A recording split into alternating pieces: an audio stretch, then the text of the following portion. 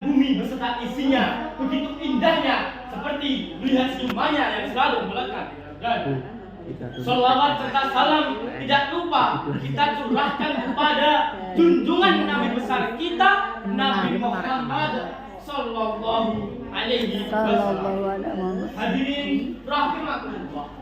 Sebelumnya perkenankanlah saya untuk menyampaikan sedikit tausiah yang berjudul Peran Pemuda di Era Modernisasi. Berbicara tentang modern, negara Indonesia merupakan salah satu negara yang berada di bawah garis khatulistiwa. Pantas saja jika negara ini banyak dicari karena memiliki kekayaan dan keindahan alam yang luar biasa. Kekayaan dan keindahan alam Indonesia akan terjaga apabila kita, bangsanya, mampu menjadi insan yang sempurna. Yang patut dipertanyakan, siapakah yang akan menjadi generasi penerus bangsa di tengah gersangnya era globalisasi dan era modernisasi ini? Apakah mahasiswa KPI? Apakah mahasiswa PMI? Apakah mahasiswa SOSMA? Jawabannya hanya satu, yaitu seorang pemuda. Mengapa seorang pemuda yang harus menjadi generasi penerus bangsa? Imam Al-Ghazali sang penjaga Mesir pun mengatakan, di tangan pemudalah urusan umat, di kaki pemudalah kehidupan umat.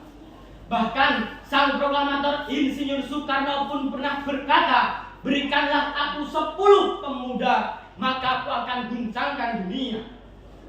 Pemuda yang bagaimana yang akan mengguncangkan dunia? Pemuda yang bagaimana yang akan menjadi generasi penerus bangsa? Apakah pemuda yang lemah, sukanya berzina? Apakah pemuda yang suka malas-malasan? Apakah pemuda yang suka minum-minuman keras? Bukan itu, saudara. Tetapi pemuda yang akan menjadi generasi penerus bangsa adalah pemuda yang di dalam hatinya tertanam keimanan dan ketakwaan yang kuat. Idil fatah hasbadi qadirufi wa kulman yang takit lam yang takit.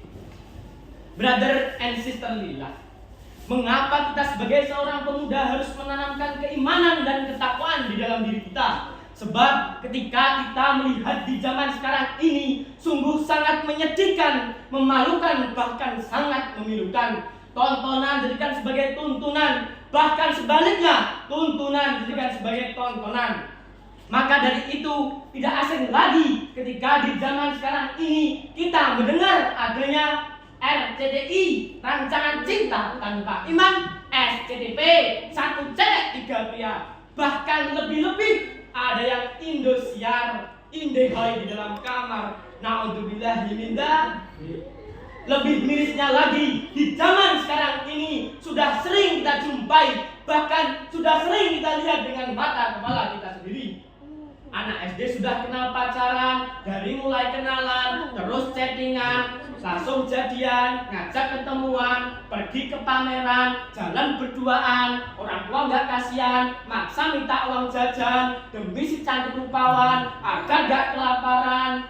Pergi malam mingguan, naik motor berduaan, pulangnya kehujanan, terus kedinginan, berhenti tempat sepi dari pemukiman, akhirnya datang setan, pegang-pegangan, peluk-pelukan, cium-ciuman, terus begituan, sampai-sampai hamil duluan.